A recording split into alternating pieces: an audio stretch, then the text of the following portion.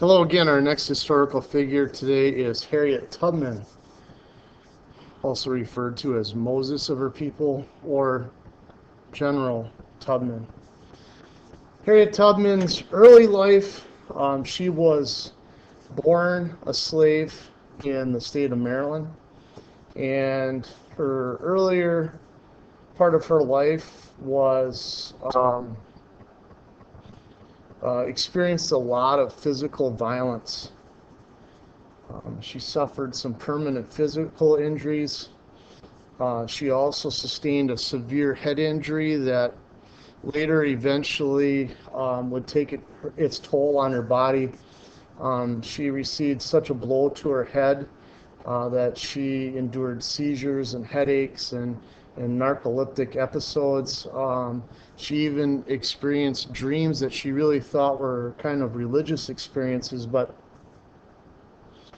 um, her story is really unique. She escaped from slavery in 1849 by fleeing to Philadelphia. Um, and she basically left her family. She made use of a network known as the Underground Railroad to travel almost 90 miles to Philadelphia. Once she crossed into the free state of Pennsylvania, um, she recalled, "When I found I had crossed the line, I looked at my hands to see if I was the same person. There was such a glory over everything. The sun came out like gold through the trees and over the fields, and I felt like I was in heaven." But rather than remaining in the North, she made it her mission to rescue her family and others living in slavery. So back in 1850, she had received a warning somehow that some of her family members were going to be sold. So she made trips to guide her parents and some siblings, and I believe over about 60 others to freedom. Ironically, the person that didn't join her in this trip was her husband John, who ended up staying in Maryland because I believe he ended up taking a new wife.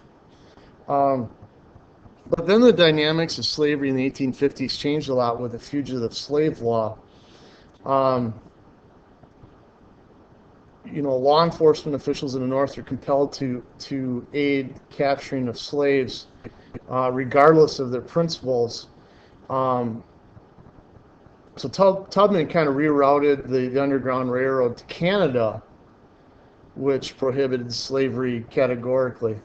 Then she led some more people to freedom. She met John Brown in 1858, um, and upon hearing about Brown's execution, Tubman praised him as a martyr.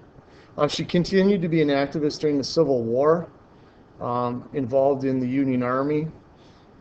She was a scout, a spy, a cook, a nurse.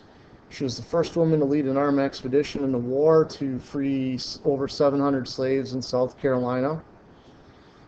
She ended up retiring to a piece of ground that was given to her by William Seward, who was a senator, and basically um, lived all her life there. Um, Despite her fame and reputation, her life continued to be, a struggle. She is widely known and well respected when she was living, but then obviously became an icon in the years following her death. There was a survey conducted, and she is regarded as one of the most famous civilians in American history, and an inspiration to generations of Americans struggling for civil equality by acts of her bravery and her bold action. She died with full military honors, and she is historically revered to this day. But Harriet Tubman, abolitionist, an American icon.